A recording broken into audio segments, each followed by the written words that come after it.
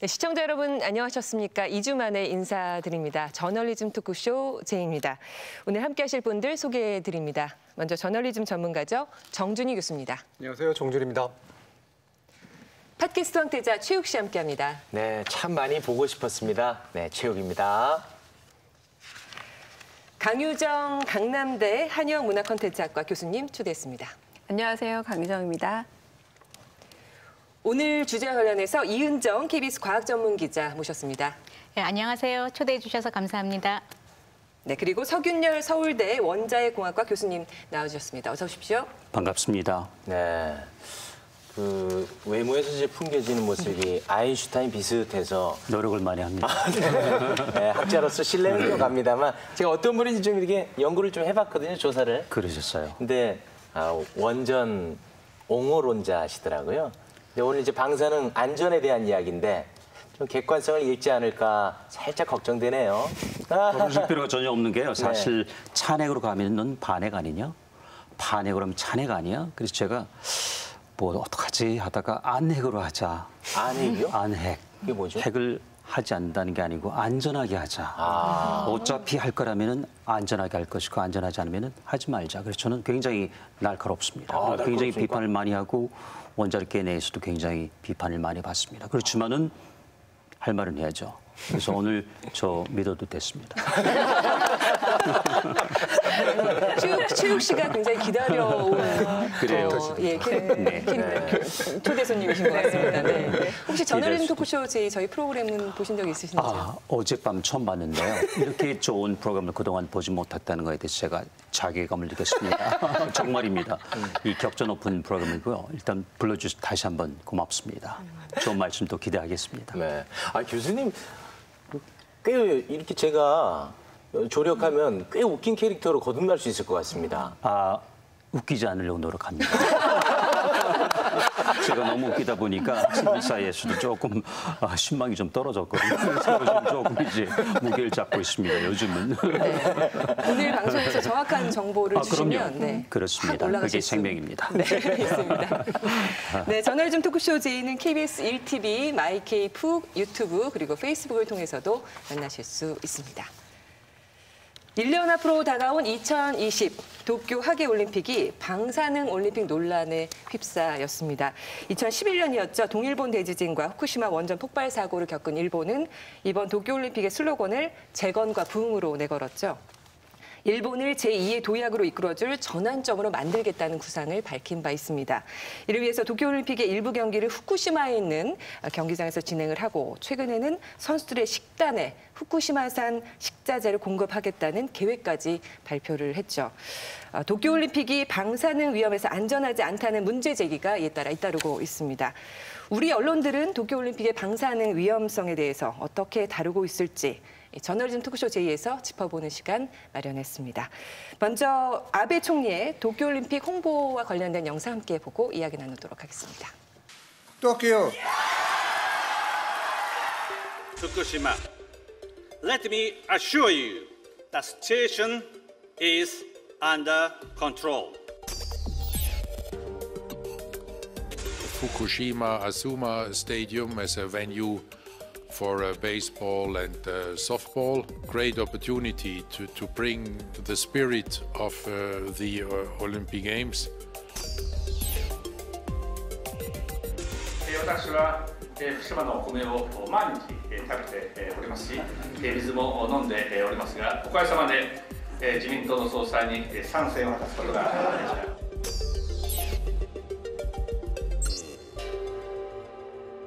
도쿄전력은 또 방사성 물질인 삼중수소가 항만 외부에서 검출됐다며 지상 탱크 오염수가 항만 밖으로 곧바로 흘러갔을 가능. 후쿠시마 현지에선 도쿄올림픽을 방사능 안전을 홍보하려는 전략으로. 야구장에서 원전 사고가 있었던 원전까지 한 70km에 불과하다고 하는데 문제는 여기서 개막전으로 한일전이 치러질 수도 있다는 얘기가 있어서 많은 비가 오게 될 경우 토양에 있던 방사능이 다시 노출될 위험도 상존한 셈입니다. 동송 주자들이 오염 지역 곳곳을 도보로 지나야 한다. 네, 올림픽 개최지 선정 당시 후쿠시마에서 모든 게 잘 통제되고 있다. 아베 총리는 그런 발언을 했습니다. 과연 신뢰할 수 있는 건지, 전 세계가 믿었는데 정말 믿음을 주고 있는 건지 확인해 보도록 하겠습니다. 석윤열 교수님은 어떻게 생각을 갖고 계신지요? 다른 사람이면 몰라도 아베 총리가 했을 때 믿겠습니까? 먼저 그런 생각을 하게 되는데요. 이제 8년이 넘었습니다. 그런데 그때 바로 그 여의도 여기서 멀리 떨어지지 않는 방에서 우리 이 기자님 계시지만은 그때 이 원전 사고를 막으려면은 체르노빌처럼 밑에 콘크리트를 쳐야 된다. 그래서 특수 또는 결사대죠. 들어가서 죽음을 각오하고 막아야 된다. 잡혀야 된다.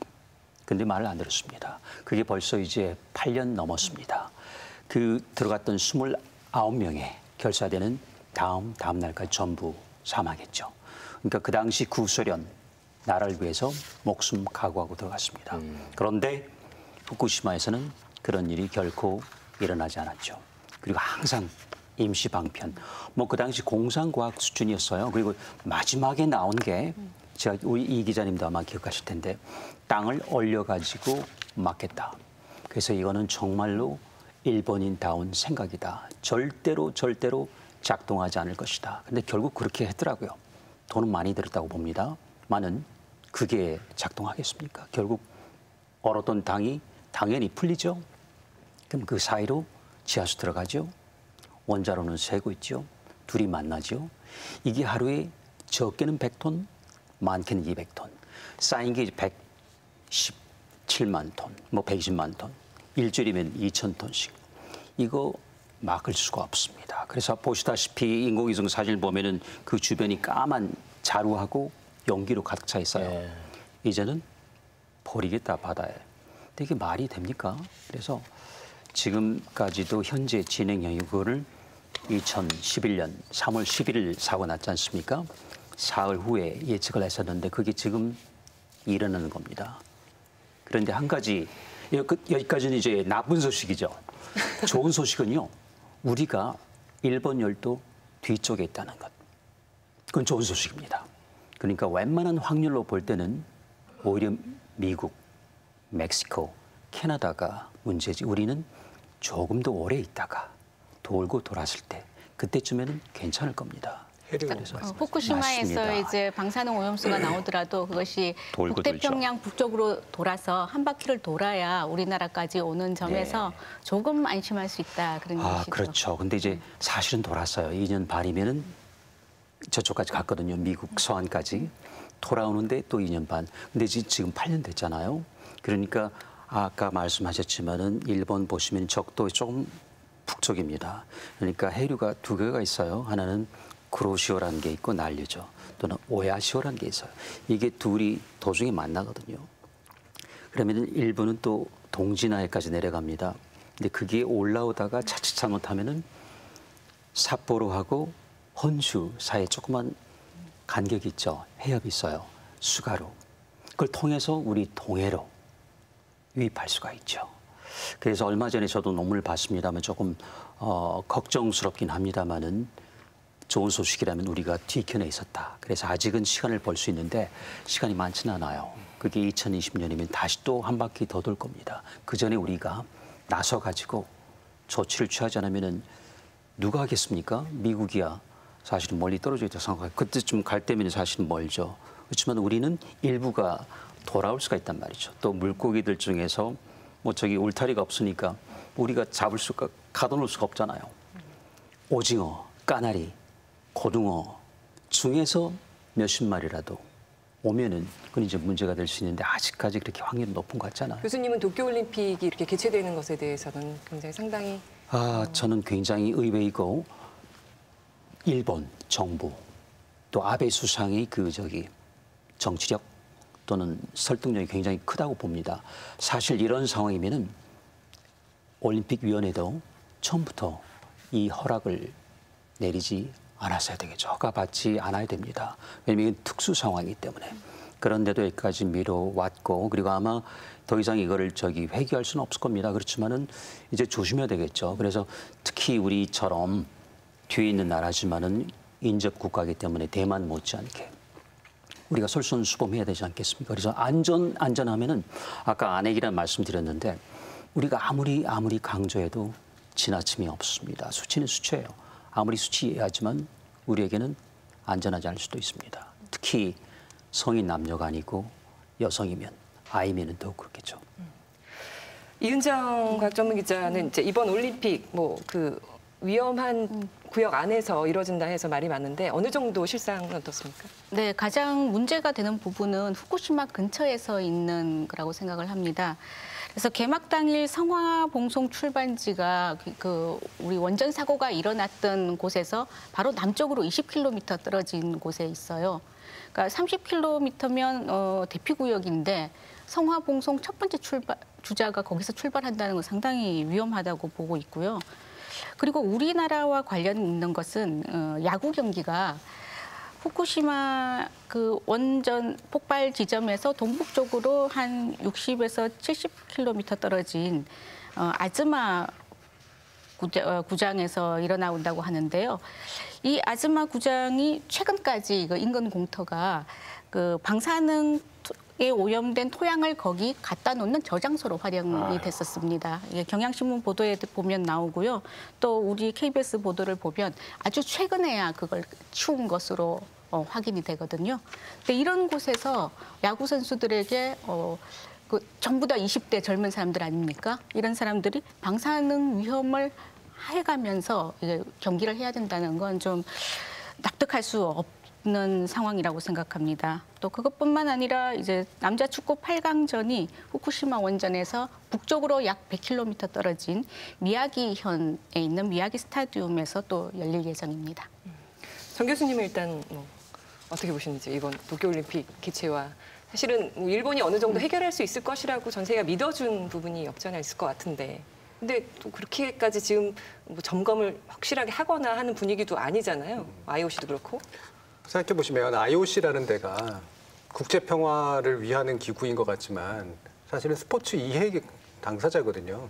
그리고 그들은 일본에 거주하는 것도 아니고 그다음에 일본에서 벌어지는 이벤트를 만들어내서 그로부터 수익을 얻는 사실은 집단이죠. 그러면 그 입장에서 보면 정해진 일정을 안 치르는 데서 생기는 비용하고 그다음에 이 안전을 따져서 고려해야 되는 요인하고 이제 경중을 봤을 때 당연히 그냥 가는 것을 선택할 수밖에 없는 그런 조건에 있는 거예요. 엄청난 위험이 확인되지 않는 이상. 따라서 IOC라는 데가 사실은 올림픽에 관련해서 뭔가 좀 더 부정적이거나 이런 우려를 낼 것이다라고 기대한다는 건 거의 불가능에 가깝다라고 저는 판단을 하고요. 두 번째로 문제는 현재 일본이 후쿠시마의 안전을 입증하기 위해서 도쿄올림픽을 이용한다라고 얘기를 하는데 저는 도쿄올림픽이라고 하는 것이 상당히 지금까지 보면 상당히 정치적인 이벤트로 굉장히 많이 활용이 되어 왔어요. 올림픽이라는 것 자체가.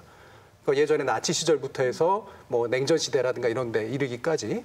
그러니까 현재에 덮고 있는 것들을 정상화, 그러니까 진실을 덮고 있는데 덮여진 진실이 지속적으로 바깥으로 나가지 않도록 하는 정치적 이벤트로 활용할 가능성이 상당히 높은 상태. 이게 이제 더 중요한 문제라고 봅니다. 일단 국내 정치권에서도 일본 수출 규제로 인한 갈등 때문이기도 하겠지만 도쿄올림픽 보이콧 주장이 나와서 또 논란이 되고 있는데요. 지난 5일에 국회 문화체육관광위원회 민주당 간사인 신동근 의원이 도쿄의 방사능 검사를 위한 민관 합동조사단을 구성해서 점검을 실시한다며 조사 결과에 따라 도쿄올림픽을 보이콧하는 것도 적극 검토해야 할 것이다라고 주장을 했습니다.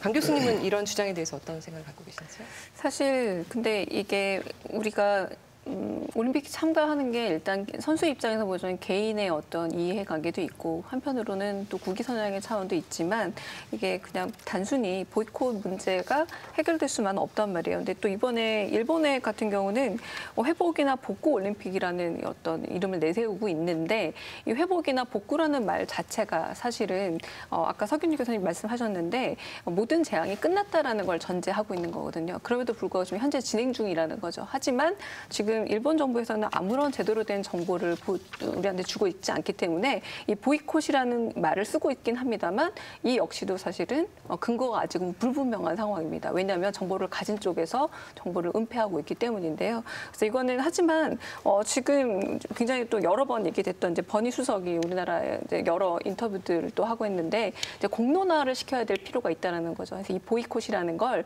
직접 이렇게 정말 보이콧 카드를 내세운다기보다 보이콧을 심각하게 고려하고 있다라는 거는 충분히 우리가 사용할 수 있는 카드는 될 수 있지 않을까라는 생각이 듭니다.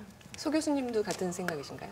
네, 보이콧은 사실 어떻게 보면 이제 극단적인 처방이라고 할 수 있는데요. 문제는 아까 잠시 말씀드렸지만은 우리 정 교수님 좋은 지적하셨는데요. 일본이 도쿄전력이 정보 공개를 꺼리고 있다는 거죠. 가장 중요한 거는 후쿠시마 이전 상태하고 그 당시하고 지금 이걸 공개를 해야 되는데 그 이전 상태에 대한 정보가 전무합니다. 이렇다는 건 뭘까요? 없을 수가 없거든요. 그래서 일단 그걸 보면은 우리 대한민국이 그리고 또 국제사회가 판정을 할 수가 있어요. 이 동안에 그 차가 있을 거 아닙니까? 분명히 유의미합니다. 토양은 어떻고 해양은 어떻고 저희 공기는 어떻고 그랬을 때 우리가 판단을 낼 수 있는데 그렇지 않다면은 우리 정말 보이콧이라고 하는 그런 극단적인 선택도 한번 생각해 봐야 돼. 이거는 일단 일본 정부 도쿄전력 압박하는 겁니다. 왜냐하면은 선제적으로 하지 않았기 때문에 우리가 책임을 묻는 거예요. 그래서 물론 4년, 경우에 따라서는 일생을 준비해 왔지 않습니까? 이게 참여하기 위해, 참석하기 위해서. 물론 그렇지만은 과연 그럼 그 젊은 선수들이 목숨을, 경우에 따른 건강을 담보로 하고 참석을 할 것인가, 뛸 것인가, 이건 한번 생각해 볼 만해요. 저는 이제 올림픽 전체를 보이콧한다는 것은 이제 국가적인 좀 데미지가 좀 심하기 때문에 전체를 보이콧한다기보다는 후쿠시마 지역에 제한을 둬서 후쿠시마에 있는 경기라면 우리가 가고 싶지 않다라는 부분을 정확하게 알리는 게 좋지 않겠나 생각이 듭니다. 또 그 부분이 우리나라 혼자만 할 것이 아니라 다른 나라들과 연합을 해서 이제 국제적인 여론 형성을 해야겠고요. 제 생각에는 한 1년쯤 전부터 우리나라 선수들을 위해서 우리나라 원전 전문가들을 현장에 보내고 싶다. 가서 우리가 측정해서 안전한지 아닌지를 알아보겠다라는 식의 제안을 먼저 하면서 보이콧 운동을 좀 더 확대해 나가는 것이 좋지 않을까 생각이 듭니다. 일본이 거부할 수도 있는 거 아니에요? 그렇죠. 거부할 수 있지만 그렇게 되면은 국제적인 여론이 형성이 될 거고 그린피스 같은 곳에서 그럼 전 세계적으로 우리가 가겠다라고 할 수도 있겠죠. 그러니까 믿을 만한 정보가 지금 필요한 시점인데 지금 말 그대로 보이콧이나 어떤 행위로 옮긴다기보다는 국제 공론화라는 게 여전히 안 되고 있다는 겁니다.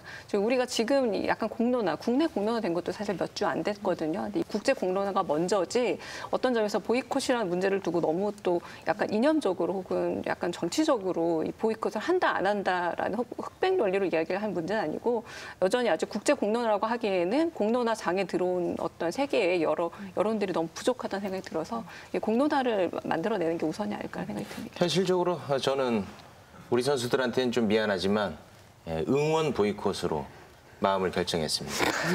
여기서 텔레비전으로 응원하시는 거예요? 그렇지. 현장까지는 가지 않겠다. 원래 가실 계획 있으셨어요? 우리 선수들 제가 지켜야죠. 그러나 이번만큼 가지 않겠다는 겁니다. 네.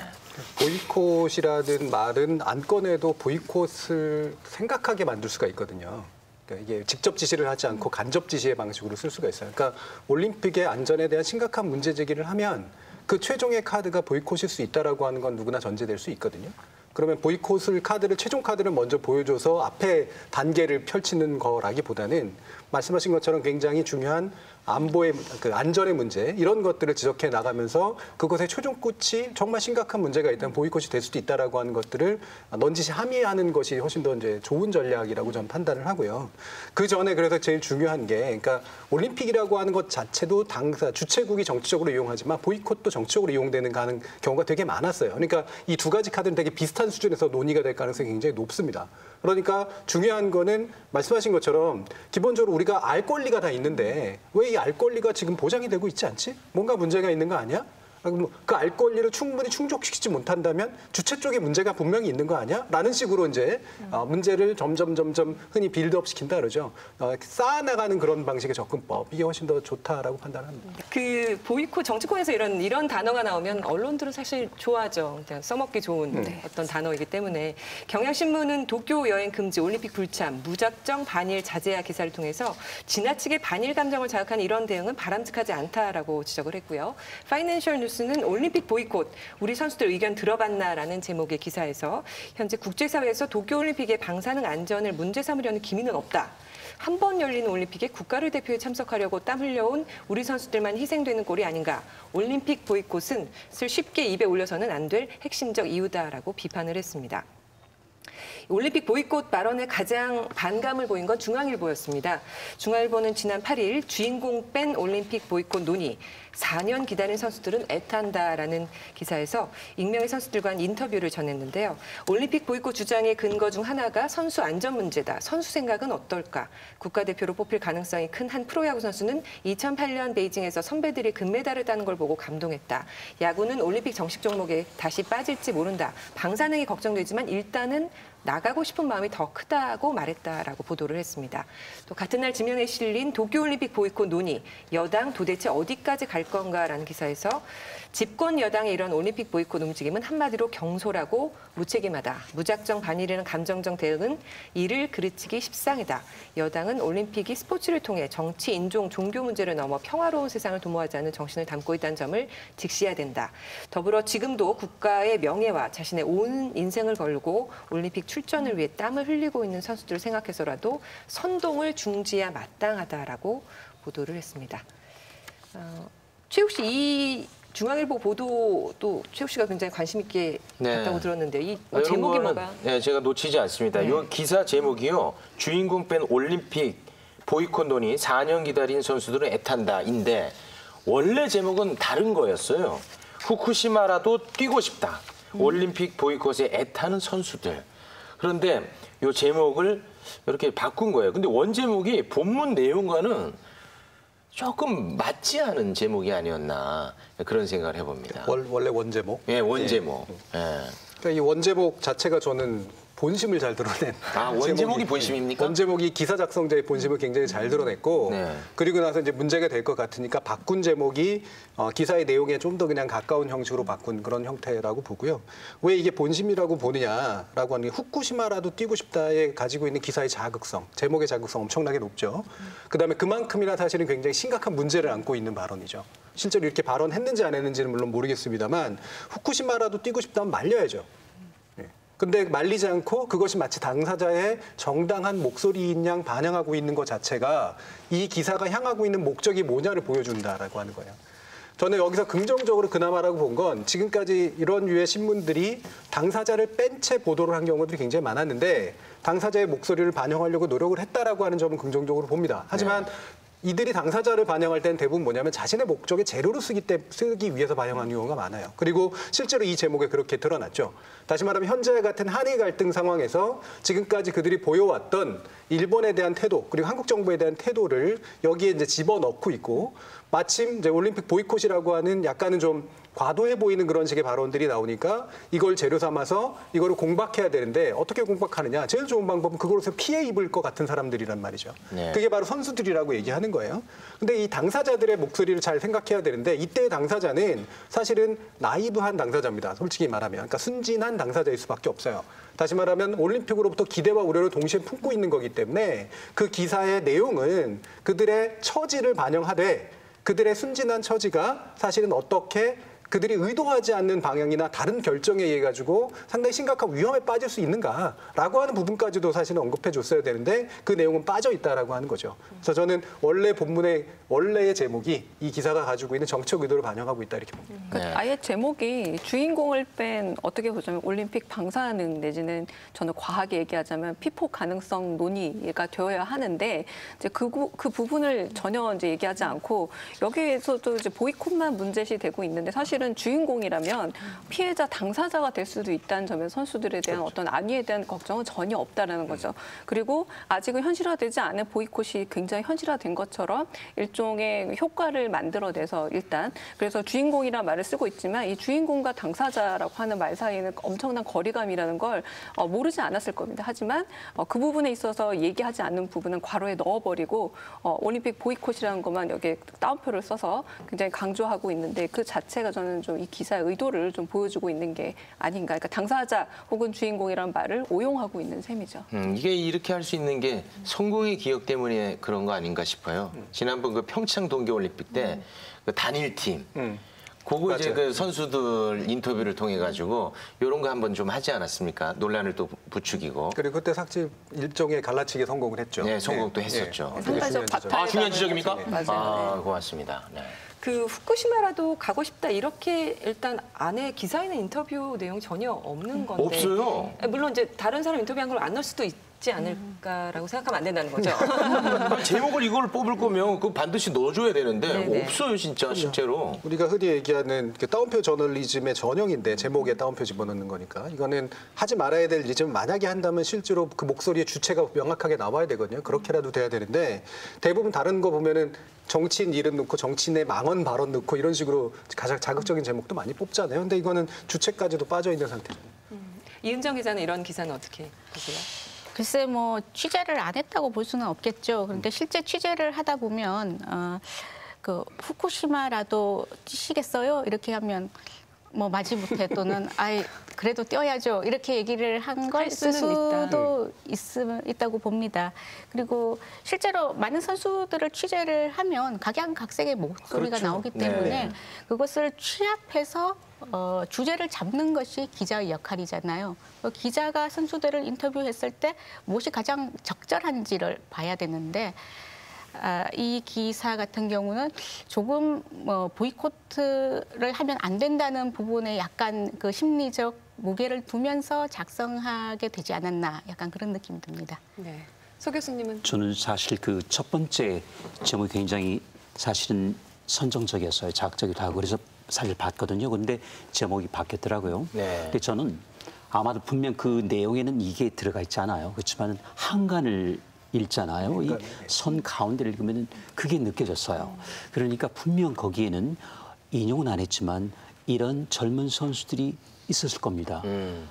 20년. 네, 맞습니다. 이것만 위해서 달려왔잖아요. 맞습니다. 물불 가리지 않는 거예요. 네. 근데 그들의 의견은 예를 들어서 이제 어떤 이유로 해서 빠질 수도 있지만 저는 그게 느껴졌거든요. 그래서 다시 한번 그 보이콧이라고 하는 거 사실은 어찌 보면 이제 극단적인 표현 같은데요. 그리고 우리가 그 88 올림픽 때도 북한하고 큐바하고 두 나라가 안 왔을 겁니다. 결국 그 두 나라만 뭐 저기 사라져 버렸죠. 근데 그런 선례가 안 되려면 우리가 일단 이런 그 말을 흘려가면서 일본 정부 도쿄 전력을 압박하는 거죠. 아까 그 이 기자님 말씀하셨는데 우리 전문가가 간다. 갔어요. 2차례 이상 갔습니다. 그런데 거부당하고 왔습니다. 우리가 자료 좀 보겠다. 우리가 자료 채취하겠다. 돌아왔어요. 빈손으로요. 그런데 이제는 그럴 수 없다. 우리 봐야 된다. 우리 선수를 봐야 되고 그렇지 않으면 우리 선수 전부 다 그렇지 않습니까? 햇반에 라면에 생수까지 가져가야 됩니다. 그렇잖아요. 이걸 어떻게 합니까? 그래서 우리는 먼저 봐야 되겠다. 해서 이번에는 우리 전문가들이 밀고 들어가야 됩니다. 그래서 이걸 해결해 주지 않으면 정말 우리는 극단적인 선택을 할 수도 있다. 이렇게 해서 압박을 하면서 그러니까 양면 작전이죠. 우리가 어찌 우리나라만 따로 거부를 하겠습니까? 네. 그럼 우리만 손해죠. 우리 젊은 선수들. 그렇기 때문에 이제는 그 정반 합에 이뤄야 되는데 때가 온 것 같습니다. 그래서 일단 전문가들이 들어가서 가져와야 돼요. 그래서 그 전에 우리가 보지 못했던 자료 가지고 와야 됩니다. 그리고 그걸 가지고 판단하는 것이죠. 그러니까 언론들이 보도를 할 때 이런 전문가들의 의견을 얘기를 해서 근데 전문가들 의견을 취합한다고 하는데 다 각양각색이잖아요. 그렇죠. 또 그 의견조차도. 그래서 대안이나 대책을 내놔야 되는데 보이콧을 해야 된다 말아야 된다 이렇게 찬반 논쟁을 하고 있으니까 이거는 보도가 좀 너무 겉핥기식 보도가 되는 게 아닌가 생각이 들어요. 저는 찬반이 아니고 합의점을 잡아야 된다고 봅니다. 그래서 일단 전문가들 각각 각양각색 다를 수 있지만은 경우에 따라서는 이해 집단을 대표할 수가 있고 전부 다 잘라버리고 정말 우리나라 생각으로 가서 가져오고 우리 국민께 판단을 바라는 겁니다. 어떡할까요? 그럼 되지 않습니까? 네. 그 같은 회사지만 이제 중앙일보와 달리 JTBC는 이제 선수들의 입장에서 방사능 위험에 대한 불안과 싸우고 있다 이런 식의 초점을 맞춰서 방송 보도를 했는데요. JTBC 방송 보도 내용 잠시 보시죠. 네, 딱 1년 뒤 도쿄올림픽에 출전하는 우리 국가대표 선수들 얘기입니다. 저마다 불안이 느껴집니다. 야구와 소프트볼 경기장이 후쿠시마 원전 사고가 났던 곳과 겨우 70km 정도 떨어져 있다는 걸 걱정했는데요. 최근엔 선수들 식단에 후쿠시마산 식재료까지 쓰인다는 소식이 전해졌기 때문입니다. 도쿄올림픽을 앞두고 방사능 공포와 싸워야 하는 국가대표 선수들을. 중앙일보와 사뭇 다른 JTBC 보도 내용이었는데요. 뭐 다른 목소리를 한 회사에서 낸다 이렇게 봐야 되는 건가요? 한 회사라고 얘기하면 기분 나빠요. 그 정도까지입니까? 네. 왜냐하면 기본적으로 보도의 독립이 서로 다른 데서 이루어지기 때문에 한 네. 회사라고 굳이 말할 필요 없어요. 다른 회사로 생각하면 네. 오히려 더 편하겠네요. 여기선 지금 다들 자기 이름을 유명으로 익명의 어떤 인터뷰가 아니라 자신의 이름을 내밀고 있고요. 그리고 사실은 좀 여기서 저는 걱정이 되는 게 가령 뭐 즉석밥이나 뭐 생수를 싸가지고 가서라도 이렇게 올림픽에 참여하겠다고 하는데 저는 이 불안이라는 이 키워드가 굉장히 중요하다고 생각해요. 왜냐하면 사람은 이 불안이라는 것을 내세우기가 상당히 쉽지가 않습니다. 게다가 이렇게 아주 오랜 시간 동안 엘리트 체육을 받아온 그리고 1년밖에 안 남은 시점에서 메달을 포기하고 저는 불안합니다라고 말할 수가 없어요. 하지만 언론이라든가 여론이 그런 부분을 좀 읽어내줘야 되는 게 오히려 역할이라고 좀 생각을 하고요. 무엇보다 그 일본은 사실은 그 예전에 핵폭탄에 조금 파멸이 됐을 때조차도 그것을 좀 퍼포먼스로 활용하는데 굉장히 좀 탁월했습니다. 일종의 피폭 내셔널리즘이라는 것들이 존재했었거든요. 피폭 제국주의까지 국가주의까지 만들어갔는데 이번에도 저는 어떤 방식으로든 식자료든 이런 것들을 싸가지고 가서 그곳에 가면 그런 맥락은 삭제한 채 어쨌든 이곳에서 아주 성대하게 도쿄올림픽이 완료됐고 성료되었다라는 부분에서 일종의 퍼포먼스의 무대로 이제 활용할 가능성이 높다라는 거죠. 자, 그렇다면 결국은 이런 문제를 정치적으로 활용한다라는 것에 대한 증거라고도 할 수 있을 텐데 환경 문제라는 게 결국은 이 정치적으로 활용될 수 있는가라는 부분에 대해서 충분히 좀 얘기를 해줘야 되고요. 이렇게 실명을 걸고 이야기하는 선수들의 그 불안이라는 걸 우리가 충분히 오히려 가시적 매체이기 때문에 제가 전달이 되기도 했거든요. 가령 이게 좀 위키드 프로블럼이라고 얘기를 하잖아요. 환경 문제 같은 경우에. 말 그대로 둘 중 하나로 결정할 수 없는 문제긴 합니다. 저는 이번 도쿄올림픽 참여 문제가 바로 이제 굉장히 위키드 프로블럼이라 보고 있는데 참여냐 아니냐의 문제가 아니라 일본이 이것을 통해서 얻고자 하는 정치적 효과를 우리가 그냥 따라가 줄 게 아니라 그 부분에 대해서 우리가 각성하고 있고 어떻게든 드러낼 수 있는 방안을 좀 만들어놔야 되는 게 아닌가라는 생각이 좀 들기도 합니다. 저는 이 보도가 좀 더 나은 보도다라고 생각하는 이유는 키워드를 불안으로 잡았기 때문이에요. 그게 당사자들의 목소리를 반영하기 가장 좋은 방식이고 그 불안에는 양면성이 있어요. 그러니까 방사능 오염으로부터 나는 안전할까라는 불안도 있고 이것 때문에 내 꿈이 못 이루어지면 어떡하지라는 불안도 있는 거예요. 이 불안의 양면성이 동시에 보도 안에 담겨져 있잖아요. 그럼 이것의 해법은 뭘까? 불안을 해소하는 게 해법이에요. 그러니까 보이콧을 하든 뭘 하든 또는 그쪽에서 안전보장을 제대로 해주든 뭘 하든 간에 기본적으로 불안을 해소시켜주는 것이 정부나 아니면 체육위원회나 이런 데들이 이제 해야 될 일이라고 하는 것이죠. 또 이 불안 해소의 방법이 뭘까? 논의해보자. 근데 이게 이제 사실 굉장히 중요한 것이라서 저는 앞으로도 이 기사가 계속해서 뭔가 더 붙어가면서 나올 수 있는 방향까지도 잘 지적하고 있다라고 보기 때문에 저는 아무리 이제 뭐 당사자들의 목소리나 이런 것도 또 편집도 되고 뭐 축약도 되고 그랬겠지만 기본적으로 불안이라는 양면성을 잘 보여주고 있다는 점에서 상당히 잘 만들어졌다고 봅니다. 네. 좀 이렇게 논란이 더 된 거는 후쿠시마산 그 식재료를 쓰겠다라는 이야기가 나온 뒤에 사실은 일반 국민들도 이 먹는 거에 굉장히 민감하기 때문에 교수님은 어떻게 보시는지 이 식자재를 사용하는 것에 대해서 사람들이 이렇게 반감을 갖는 거는 정당하다고 보시는지요? 너무 당연하죠. 보셨죠? 일본 수상, 이 전 수상도 그렇고 먹지 않습니까? 네. 자세히 보시면은 굉장히 얼굴을 찌푸려요. 안 보셨습니까?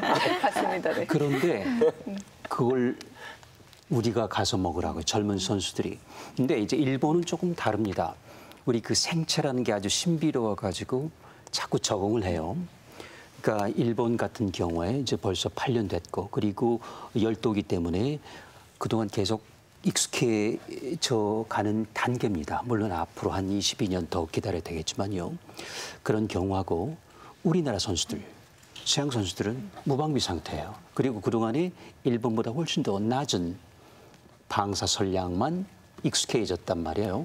그러니까 그들에게는 약주일 수도 있지만은 경우에 따라서는 우리 선수들에게는 확률적으로 누구에게인가는 독주가 될 수 있어요.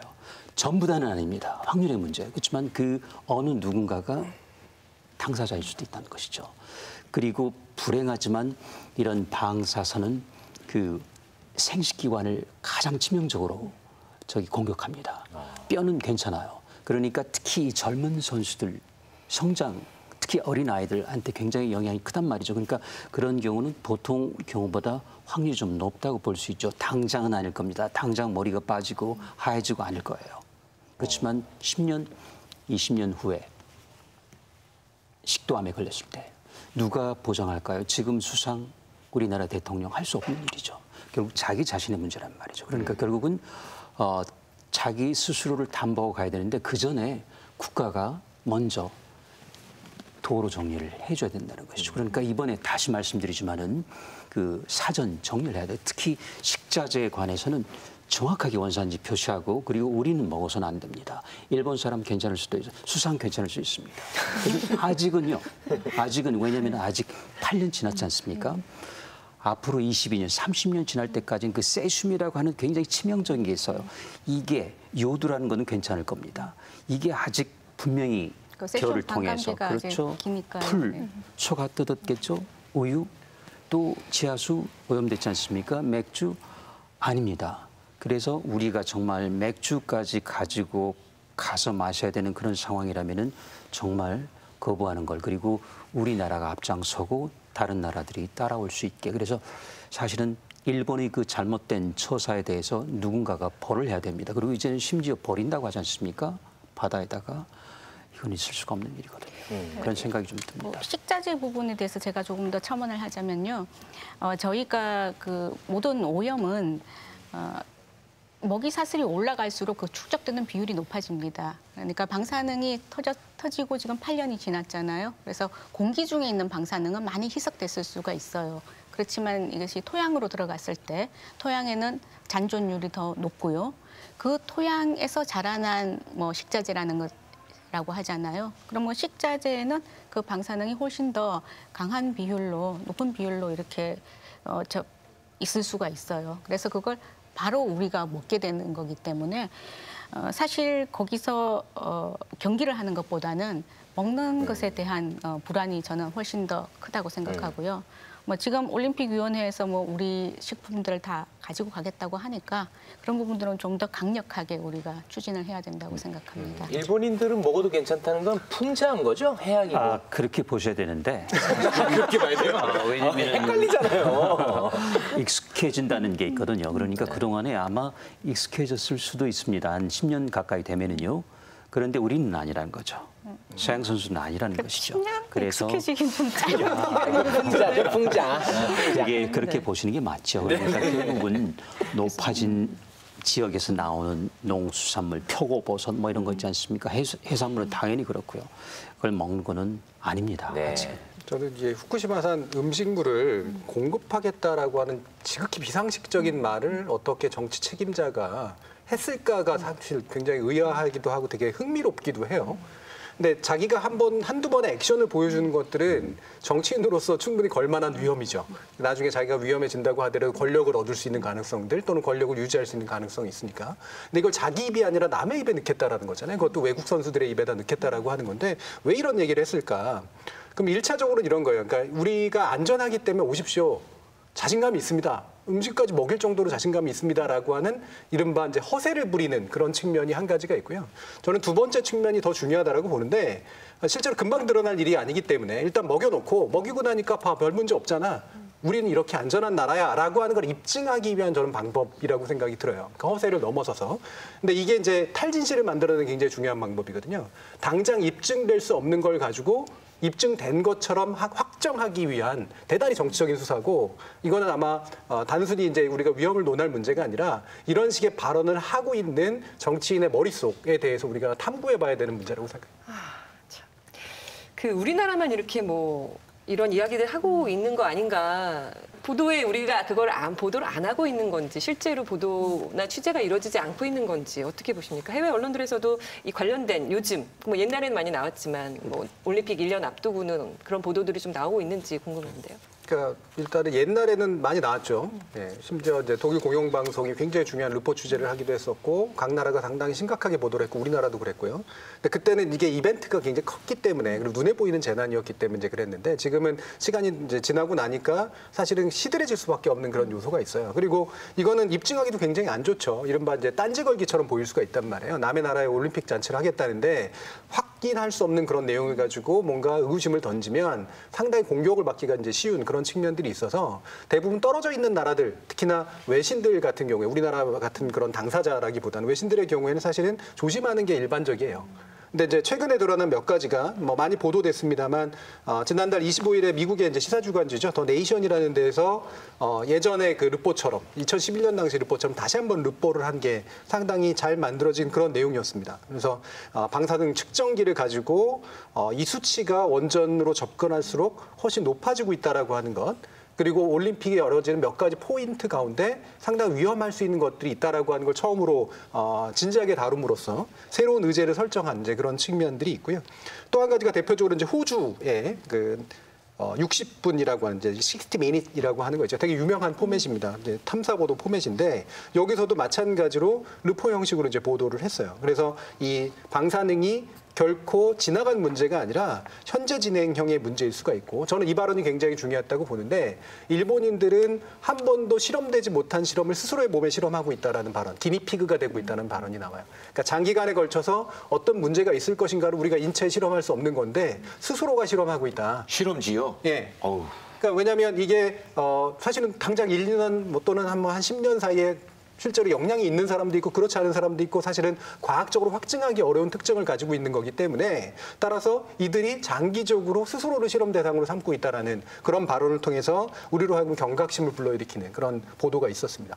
제가 볼 때는 2013년에 처음 올림픽을 하겠다고 했을 때는 국제사회가 일본을 믿었던 것 같아요. 일본은 선진국이고 또 약속을 잘 지키는 나라고 이런 이미지들 때문에 믿고 있었는데 그동안 진행된 게 없단 말이에요. 그리고 안전하냐라고 물으면은 데이터를 주지도 않아요. 그러다 보니까 1년쯤 남은 시점에서 서방 언론에서 이제 문제 제기를 하기 시작했고 이것이 지금 굉장히 저는 확산될 거라고 생각을 합니다. 우리나라에서는 사실 가까이 있기 때문에 우리가 더 해야 되죠. 지금 뭐 저희 9시 뉴스에서도 이제 이번 주에 보도를 하고 있습니다만 실제로 가 봐서 현장을 아까 강 교수님 얘기하신 것처럼 현장을 기자가 보여주는 것이 사람들에게 경각심을 일으키는 굉장히 중요한 것 같아요. 그 LA 타임스에서도 관련 보도를 했다고요? LA 타임스가 이제 최근 이제 보도가 이제 역시 마찬가지로 르포 형태로 해서요. 일본 정부가 방사능 안전 기준치를 이제 높였거든요. 20배나 높이는 그 결정을 내린 거 자체가 좀 사실 의심할 만한 구석이 상당히 있는 거죠. 게다가 이제 저는 이 지적이 굉장히 중요하다고 보는데 후쿠시마 현지에서는 도쿄올림픽을 방사능 안전을 홍보하려는 전략으로 여긴다라고 하는 것들을 얘기하는데 이게 중요한 포인트가 그거거든요. 콕 집었네요. 네. 그러니까 올림픽이 안전하니까 후쿠시마가 안전하니까 올림픽으로 오세요가 아니라 올림픽을 일단 와. 그러면 그게 후쿠시마가 안전하다는 걸 증명해 줄 거야로 뒤집혀 있는 이제 그런 상태라는 거죠. 즉 올림픽을 굉장히 전략적으로 쓰고 있다라고 하는 걸 드디어 이제 미국 언론도 주목하고 있는 이제 그런 보도가 이루어졌습니다. 네. 외신들이 제기한 언론 보도들을 좀 짚어봤는데 우리 언론들 일단 KBS 9시 뉴스가 8월 13일부터 현장에 취재 기자를 보내서 관련 내용을 전해주고 있습니다. 방송과 신문, 우리 언론에 나타난 방사능 관련된 이야기들을 좀 짚어보도록 하죠. 일단 그 KBS 9시 뉴스 내용부터 좀 짚어볼까요? 전반적으로 언론들이 보면 이제 방송이 좀 많이 열심히 하고 있는 것 같아요. 예. 특히나 이제 최근에 한일 갈등 이후로 사실 여기서 약간 탄력을 받는 듯한 이제 그런 느낌이긴 한데 일단 JTBC 같은 경우가 이런 외신 보도 같은 것들을 하면서 기존의 한일 갈등을 계속해서 심층적으로 보도하려고 하는 그런 양상으로 지금 나아가고 있고요. KBS가 이제 지난 23일이었죠. 그때 후쿠시마 인근 마을을 직접 찾아가서 방사능 오염토 옆에 이제 실제로 그 벼가 자라고 오염표가 방치되어 있는 모습 이런 것들을 보여줌으로써 2011년 당시 사태 이후에 취재를 다시 되살리는 이제 그런 현장감이 있는 그런 보도를 시도하고 있었고 한 번으로 끝날 게 아니라 지속적으로 보도하겠다라는 태도를 밝힘으로써 저는 굉장히 괜찮은 이제 보도의 시작을 보였다고 보고요. 인상 깊게 봤던 게 KBS에서 배짱이 프로그램 새로 런칭한 건데 이게 원래는 이제 시사 교양 프로그램인데 상당히 저널리즘적으로 요즘 구성이 되고 있어요.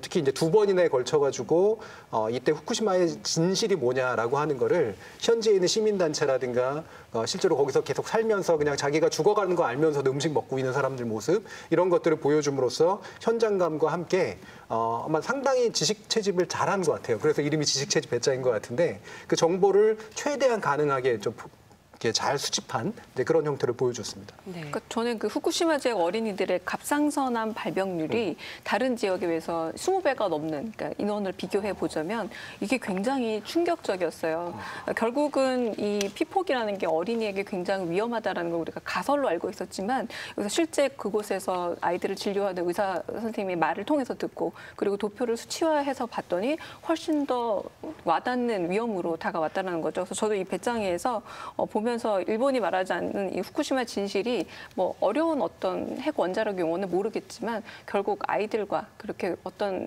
일본의 시민들, 선량한 시민들이 또 한편으로는 피해자가 되고 있다는 것 역시도 아주 시각적으로 보여줘서 흥미로운 어떤 프로그램이었습니다. 이번에 그 한일 갈등이 불거지지 않았다면 이런 보도들이 나오지 않았겠죠? 그럼요. 네, 그런 관련 올림픽 1년 나올 때가 됐는데. 저는 때는 됐는데 쉽게 나오진 않았을 거라고. 아, 그렇습니까? 네, 원래 보도라고 하는 것의 특징이 뭔가 계기가 있지 않으면 파고들기가 상당히 어렵거든요. 이른바 뭐 기자님들 잘 아시겠지만 발제도 하고 그러는데 데스크가 보기에는 그냥 키 시킬 수 있는 그런 기사에 꺼릴 가능성이 상당히 높아요. 왜냐면 어렵고 그다음에 풀어내서 결론 내리기도 상당히 쉽지 않고 그냥 자극만 하게 되고 이제 이런 거니까. 근데 저는 이제 한일 갈등이 충분한 계기가 됐다라고 보거든요. 그러니까 우리가 이 문제를 단지 뭐 우리가 일본의 약점을 건드리겠다라는 전략적으로 카드로 사용한 게 아니라 사실은 당사자 이웃국으로서 지속적으로 주목했어야 되는 내용. 특히나 예를 들면 외신 같은 경우는 서방 외신들은 관심 갖기가 더 어렵다고 제가 말씀드렸잖아요. 그러면 한중일 같은 그러니까 일본을 둘러싸고 있는 나라들 가운데 우리나라 같은 데들이 집중적으로 보도를 해줘야 돼요. 그래야 걔네가 인용 보도를 할 수 있게 되는 상태가 생기거든요. 우리가 더 많이 알고 있어야 되는 그런 이익국이기 때문에 더 그렇습니다. 그래서 저는 그 계기가 이번에 한일 갈등을 잘 계기로 삼아서 현재와 같은 제대로 된 본궤도로 올라오는 보도가 이루어지고 있다고 보는 거죠. 이은정 기자도 마찬가지 생각이십니까? 아니 네. 정말로 이 계기 뭐 한일 갈등 계기가 아니었으면 그랬을까요? 네, 저는 전적으로 동의하는데요. 사실 언론의 속성이 1년 후 얘기를 잘 하지 않습니다. 지금 올림픽 1년 전이지만 아마 6개월이나 3개월 전에 가서 얘기를 하지 않았을까 싶어요. 근데 지금 이제 한일 관계 갈등이 있고 또 우리가 일본을 예전처럼 바라봐서는 안 된다. 이웃 나라가 아니라 좀 경계해야 될 나라다라는 관점에서 봤을 때 기사가 이제 표출이 되는 것 맞는 것 같습니다. 특히 그 방사능 관련한 기사가 좀 내용이 어려워서 말씀하신 대로 정말 현장을 잘 아시는데요. 잘 채택이 안 되는 경우가 많았습니다. 근데 지금은 굉장히 많은 사람들이 관심을 가지고 보고 있고 또 현장에 기자를 파견해서 이렇게 하고 있잖아요. 그러니까 한일 갈등이 상당히 중요한 그 트리거가 됐다고 생각합니다. 각성의 계기가 됐죠. 네. 그럼 여기서 KBS 9시 뉴스 현장 취재 보도 내용 함께 보고 이야기 나누겠습니다. 그래서 KBS 취재팀이 정말 안전한 건지 올림픽 예정지를 돌아봤습니다. 윤지연 기자입니다. 후쿠시마 원전 사고 지점에서 20여 킬로미터 떨어진 국가대표 축구훈련시설 제2빌리지. 2011년 동일본 대지진 당시 사고 대책 거점이었던 이곳은 이후 창고 등으로 쓰이다 도쿄올림픽을 앞두고 지난해 다시 문을 열었습니다. 도쿄올림픽 조직위원회가 이곳을 일본 내 성화봉송 출발지로 선정한 이후 찾는 발길도 부쩍 늘었습니다. そうですね。地元に対するそういうのはありますけど、子供たちも大事なんで、今のところは考えられない。 실제로 제2빌리지 주변 도로는 바람 방향이 바뀔 때마다 방사능 수치가 기준치를 넘는 등 긴장을 늦출 수 없었습니다. 후쿠시마를 내세운 올림픽을 두고 전 세계적으로 방사능 우려가 커지고 있지만 도쿄올림픽을 후쿠시마 홍보에 활용하겠다는 아베 내각의 방침은 한층 강화된 분위기입니다. 최욱 씨는 KBS 9시 뉴스 어떻게 보셨어요? 뭐 9시 뉴스에서 만약에 안 다뤘다면 사람들이 또 경각심을 안 가질 수도 있는 부분이 없지 않을 것 그렇죠. 같은데. 예. 네. 일단 저는 근데 너무 고마운 보도이긴 한데 저기 그 취재 기자들 걱정이 좀 되더라고요. 너무 막 후배만 보내고 그런 거 아닌가 싶어요. 좀 그렇네요. 네. 특히 여기자라서 저도 좀 걱정입니다. 네. 아이고 괜찮은 겁니까? 괜찮습니다. 괜찮습니까? 거는요. 하루는 괜찮습니다. 하루 정도는 괜찮습니다. 그런데 네. 시간이 문제죠. 오랜 시간이면 안 되겠고요. 강 교수님은 KBS 뉴스는 어떻게 보셨어요? 저는 방사능 오염의 문제만큼은 저는 시각 매체로서의 방송 뉴스가 굉장히 중요한 것 같아요. 가령 저는 화씨로만 바뀌어도 가령 우리 요즘에 36도니까 폭염입니다 하면 와닿지만 뭐 화씨로 바꾸면 전혀 이해가 안 가거든요. 근데 그런 부분에서 아까도 경고음이 울리고 그리고 왜냐하면 이 피폭이라던가 방사능이 엄밀히 말해서 우리한테는 비체험의 영역이란 말이에요. 전혀 체험해 보지 않았고 뭐 엑스레이 찍었다고 한들 보이지 않는다는 거 누구나 잘 알고 저도 찍을 때마다 의아하지만 왜 문을 닫고 기사님이 나갈까라고 궁금증을 갖게 돼요. 전혀 보이지 않으니까. 그러니까 뭐 눈에 보이지 않는 비가시적인 영역이고 그렇게 보자면 어떻게 보자면 거의 관념적인 위험 수준인데 이렇게 시각화해서 계속 보여주는 게 뭐 굉장히 엄격한 어떤 수치를 계속 보여주는 지면보다는 훨씬 더 각성 효과도 있고 우리에게 좀 더 와닿는 기사가 되지 않나 싶어서 저는 시각 매체로서의 그 뉴스가 좀 계속 다뤄줬으면 하는 물론 기자분이 가시는 게 조금 안쓰럽긴 합니다만 그래도 그게 좀 해야 할 일이 아닌가라는 생각이 듭니다. 네. 저는 뭐 일단 TV 뉴스 같은 것이 영상 매체가 그 현장감에 있어서는 사실 압도성을 가지고 있다는 측면에서 해야 할 일을 한다라고 생각하고요. 더 중요하게 보는 거는 후속 보도를 계속 하려고 하고 있다는 측면이에요. 예전 같은 경우에 이런 환경 뉴스라든가 또는 뭐 이런 거에 관련된 건 정말 눈에 보이는 재난이 아니면 예를 들면 도쿄올림픽 사건, 동일본 지진 사건 같은 경우에 뭐 눈에 보이는 어떤 문제들이 있었잖아요. 비록 방사능은 안 보였어도. 하지만 현재는 마치 겉보기에는 안정적으로 이제 보이거든요.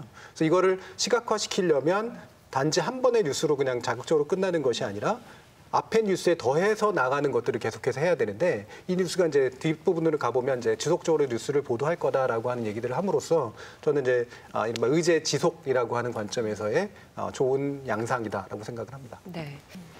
방송 뉴스는 이렇게 좀 위험성에 대해서 집중 좀 보도를 이어가고 있는데 신문들에서는 참 찾아보기 어렵습니다. 주목을 하지 않는 걸까요? 일부러? 그러니까 신문 매체가 가지는 이제 한계와 장점이 동시에 있거든요. 이제 장점은 다들 아시다시피 이게 정보하고 문헌이 충분하면 굉장히 많은 지면을 할애해서 시리즈로 막 좋은 정보들을 만들어낼 수가 있어요. 방송에 비해서 훨씬 유리한 점이죠. 근데 정보가 적으면 사진이나 몇 장 가지고 얘기하고 증언 몇 개 따서는 사실은 이게 효과적인 보도가 잘 안 이루어지거든요. 그래서 문자 매체가 가지는 장점을 살리기가 좀 어려운 조건이다라는 그런 한계가 일단은 작동하고 있는 것 같고요.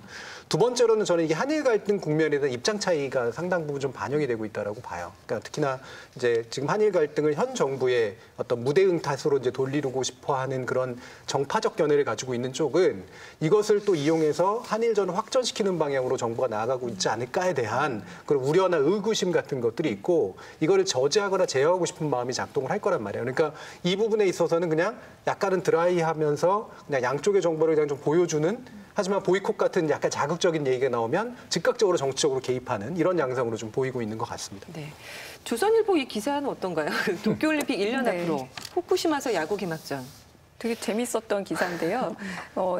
기사를 읽어보면은 구성이 상당히 흥미롭습니다. 처음에는 일본 대지진 딛고 올림픽 붕 성화 연료 선수촌에 수소를 사용한다고 친환경 올림픽이라고 지금 우리가 이야기하고 있는 것과는 정반대의 상찬을 하고 있고요. 그 다음에는 또 로봇이 사용된다라던가 하면서 적극 활용할 예정이라면서 최첨단. 그러니까 우리가 지금 계속해서 한일 어떤 경제 도발, 일본의 경제 도발 문제에 대해서 조선일보가 가지고 있는 입장이기도 합니다만 일본은 이렇게 친환경적이고 최첨단적이라서 상당히 앞서 있는 나라다라고 기사를 쓰고 있는 거죠. 근데 좀 재미있었던 거는 기사 구성을 보면 이거 27면인데요. 그다음에 바로 도표가 나오고 바로 그다음 문장에 논리적 비약이 일어납니다. 뭐라고 하냐면 올림픽 준비에 박차를 가하고 있지만 안팎에서는 우려의 목소리도 나온다라고 이 한 기사에서 실리기 어려울 정도로 앞부분은 굉장히 친환경 최첨단 어떤 일본 올림픽의 선진성에 대해서 굉장히 홍보를 하고 있지만 뒷부분에 가서는 후쿠시마 농산물을 먹을 수밖에 없다는 점에서 우려스럽다라고 하는데 저는 일종의 약간 자기 분열적인 서사가 아닌가라는 생각이 들 정도로 그림을 놓고 위아래 글을 보면은 완전히 다른 두 개의 기사로 볼 수 있는 그런 내용으로 구성되어 있습니다. 그 내용은 특히 2011년 동일본 대지진이 초래한 후쿠시마 원전 사고가 대외 안전에 어떤 영향을 미칠지 불안감이 적지 않다. 도쿄올림픽 조직위는 후쿠시마산을 포함해 일본 전역의 식재료는 체계적이고 철저한 모니터링을 통해 투명성을 확보했다며 후쿠시마 농산물을 선수촌 식당에서 사용하겠다는 뜻을 밝혔다. 이런 내용이 담겨 있습니다. 우리 정부가 이 일본 후쿠시마 원전 오염수 방출 문제에 대해서도 이제 적극적으로 일본의 입장 표명과 정보 공개 요구에 나서겠다 이렇게 밝혔는데요. 관련해서 신문들이 보도를 쏟아냈습니다. 조선일보, 정부 후쿠시마 원전 오염수 카드로 일 압박. 중앙일보, 정부 후쿠시마 원전 오염수 정보 공개 요청, 아베 가장 아픈 곳 건드린다. 이런 제목이었습니다. 동아일보는 후쿠시마 원전 오염수 대책 밝혀라. 한겨레는 정부 후쿠시마 오염수 적극 대응, 새 압박 카드 꺼냈다. 경향신문, 정부 일본의 원전 오염수 입장 표명 요청. 이렇게 제목을 달았습니다. 이런 압박이라는 표현에 대해서는 어떻게 보시는지요? 사실은 굉장히 안전과 관련된 건데. 이거는 압박도 압박이지만 사실은 그동안에 숙제를 안 했단 말이죠. 그리고 안 하다 보니까 이제는 시간이 많지 않아요. 그러니까 이럴 때 하는 거는 소위 벼락치기죠. 그래서 나온 게 공중으로 날려버리겠다. 아니면 바다에 버리겠다. 이 두 가지로 압축되는 것 같습니다. 그런데 이상한 게 그러면서 또 수소 이야기는 한단 말이죠. 수소를 하려면은 지금 같은 경우는 원전이 안 돌아가니까 LNG 가스를 태워야 돼요. 이거 그냥 수소가 어디서 뚝딱 떨어진 거 아닙니다. 근데 왜 갑자기 또 수소를 들고 나다 아까 말씀하셨지만 그게 이해가 안 되고 그러니까 뭔가 이 굉장히 엉성해요. 이 전략 자체가. 그래서 수소란 건 굉장히 이상하게 들리고 그걸 만들려면 LNG를 태워야 됩니다. 뭐 저기 석탄이 안 될 테니까. 그다음에 아까 말씀드린 것처럼 그러면은 방법이 뭐냐. 아직도 공중에 버린다. 바닷물에 버린다. 그런 대책이 없다는 이야기거든요. 왜 자기네 땅 있지 않습니까? 왜 땅에다 버리잖아요. 그 저기 부지 만들면 되죠. 땅을 찾으면 됩니다. 그런데 왜 바다에 버린다는 거예요? 그러니까 할 수 있는 방법은 하지 않고 그냥 버리겠다. 근데 거기 이제 그 어찌 보면은 정치적으로 국제해양법이 갖고 있는 허점. 거기는 제가 알기로는 바다에서 만들어진 폐기물 바다에 버리면 안 되는데 못해서 육지에서 만든 건 또 언급이 없어요. 근데 지금 같은 경우는 어찌 보면은 육지에서 만드는 게 맞죠. 지하수가 잡혀 있다가 또 이제 갇혀 있으니까요, 섞여서. 그렇긴 하지만 이거는 방법이 아니다. 그래서 국제사회 앞에 적어도 이 시점쯤 되면은 공중으로 버린다, 바다로 버린다 말고 정말 실질적인 대책을 밝혀야 되는데 그래서 이거를 책임을 묻고 그리고 우리나라가 앞서서 다시 한번 저기 선제적인 또 전향적인 방책을 내놓으라. 그렇지 않으면 정말 올림픽 운영상에서 큰 문제가 있을 수 있다라는 것을 자꾸 그 세계 여론을 선도할 필요가 있다고 봅니다. 저는 압박카드라는 말을 쓰는 게 의식적인지 무의식적인지는 좀 뭐 정확히는 모르겠습니다. 무의식일 가능성도 상당히 높은데 이유가 뭐냐면 이제 신문이나 언론들은 기본적으로 그 게임화하는 방식을 되게 선호하거든요. 그래서 적대고 카드고 뭐 이런 식의 말들을 써서 경쟁하고 막 서로 왔다 갔다 하고 이런 식으로 해야 재밌어지기 때문에 그와 같은 프레임으로 접근하는 게 좀 일반적이라서 무의식적으로 썼을 수도 있고요. 또 한 가지는 저는 이게 사실은 물론 비록 한일 갈등이라고 하는 것이 계기가 돼서 새로 각성하게 된 그러니까 중요한 주제지만 사실 이게 일본을 어떻게든 이겨보기 위해서 이것저것 막 동원하는 그런 차원으로 가면 안 되는 문제거든요. 이거는 새로운 이거 우리가 이미 사실은 다뤘어야 될 문제인데 신뢰할 수 없는 이웃에 대해서 우리가 정확하게 문제 제기할 필요에 대해서 이제 새로 주목하기 시작한 문제를 마치 역사 문제에서 시작해서 경제 문제에서 환경 문제로 옮겨가면서 또는 스포츠 문제로까지 옮겨가면서 자꾸 전쟁의 어떤 약간 정치적 싸움을 하고 있는 듯한 식으로 얘기를 하면 저는 이 문제를 자꾸 꼬이게 만든다라고 생각을 해요. 오히려 우리가 가지는 정당성의 어떤 의제를 만들려면 사실 이건 새로운 차원의 또는 별개의 문제일 수 있다라고 하는 것들을 강조해야 되는데 이를 압박이라고 하는 그런 방식을 쓰게 되면 바로 이제 현 정부가 앞에서 밀리다가 새롭게 반격할 카드를 얻었네 이런 식의 이제 뉘앙스를 좀 가지기 때문에 저는 이 부분은 조심해야 되는 그런 표현이라고 생각을 합니다. 근데 또 문제적인 거는 전 좀 늦었다라고 생각이 드는데 왜냐하면 그린피스 보고서가 1월에 나왔거든요. 근데 그때는 지금 조선중앙일보 전혀 어떤 언급도 없었고 그냥 넘어간 문제라고 할 수 있겠습니다. 그래서 오히려 저는 이 션 버디 수석이 너무 고마운데요. 이코노미스트의 아주 긴 기고문을 싣고 난 이후에야 이 오염수 문제가 우리의 실질적인 위협이 되었구나라고 좀 각성을 한 게 아닌가 싶은데 저는 좀 인상적이었던 게 중앙일보의 2019년 8월 12일 날 실린 그 첫 줄이 뭐냐면 제목은 방사성 오염수 방출 보도 직후 정부 대응 알아보니 이라고 되어 있는데 첫 줄이 뭐냐면 일본이 후쿠시마 원전의 오염수 방류할 가능성이 커졌지만 한국 정부는 아직 뾰족한 대책을 마련하지 못했다는 지적이 나온다라고 돼 있어요. 이게 결국은 또 다시 한번 뭐 한일 갈등에 대해서 환경 문제를 활용하지 말아야 된다 생각하지만 저는 어떤 일부 언론에서는 한국 정부를 공격하기 위한 수단으로 또 환경 문제를 거론하고 있구나라는 기존의 프레임이 반복되고 있는 걸 봐서 어떤 점에서 압박이나 이런 정보 공개 요청이라는 말을 쓰지 않는 것이 굉장히 훨씬 더 신사적이라는 그 정 교수님 말씀에 동의를 하지만 기존 언론사들을 보호하자니 전혀 그런 부분은 없고 오히려 정부를 공격할 카드로 활용하고 있다는 어떤 흔적들이 보이고 있으니 어떤 문제를 거론하더라도 기승전 한국 정부 대책 없다라고 가고 있는 건 좀 놀라운 현상 아닌가 싶습니다. 네. 이 후쿠시마 원전 방사능 위험 관련 보도들이 그동안 많이 등장하지 않았던 거는 확실한 것 같습니다. 관련돼서는 뭐 탈원전 정책이나 뭐 원전 비판 정책 관련돼서 나왔다고 보는데 교수님 어떻게 보십니까? 뭐 기사들을 많이 보실 텐데요. 네, 우리가 보통 이렇게 좀 속된 표현이지만 남비 체질이라고 하잖아요. 금방 끓었다가 식어버렸습니다.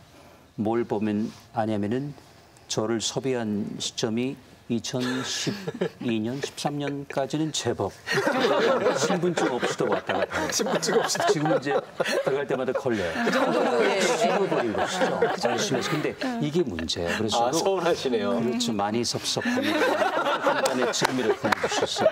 성경이 알아보시고 열어주시고. 아, 재밌습니다. 문제는 이번 8주기 됐지 않습니까? 그때도 잠깐 하는데 결국 오래 기다렸는데 전화가 없었어요. 그러니까 문제는 이게 연속돼야 되거든요. 그리고 지금 아직 진행형이라는 말씀을 많이 드렸어요. 그래서 아까 다시 결론 지어드리자면은 이 문제가 다시 나온 게 아니고 계속 있었는데 우리 관심 밖에 다시 들어온 것이죠. 이거를 계속 그러니까 앞으로도 저를 불러주셔야 됩니다. 그래서 이런 부분들이 여기서 다시 다뤄지게 되면서 우리 국민의 관심을 갖게 되고 그리고 또 우리가 이거는 아까 여러 가지 뭐 일본 정부에 대한 또 수입 규제에 대한 또는 뭐 이런 거보다는 우리 젊은 선수들에 대한 건강 문제입니다. 그런 차원에서 다시 한번 심도 깊게 다뤄져야 된다고 보고 다시 한번 우리나라가 앞장서 나가야 된다고 봐요. 네. 교수님께 이제 집중적으로 팩트 체크를 요청드리겠습니다. 이제 많은 언론 보도는 아니고 요즘에 나온 언론 보도 중에서 무엇이 잘못됐고 무엇이 너무 과장이 됐고 무엇이 팩트인지를 좀 짚어주시면 감사하겠습니다. 얼마 전에 더불어민주당 일본경제침략대책특위위원장인 최재성 의원이 도쿄에서 방사성 물질이 기준치보다 4배인가 초과돼 검출이 됐다. 여행 금지 구역과 관련해서 도쿄를 포함해 검토해야 한다라고 한 발언이 논란이 됐는데요. 최 의원 발언이 사실이라면 도쿄 올림픽, 여행 이런 거 다 안 되는 건지 그 정도로 위험한 건지 이렇게 다 가는 거 보니까 그 정도는 아닌 것 같긴 한데 이게 한 블로거가 한 내용을 가지고 이야기를 한 것 같습니다.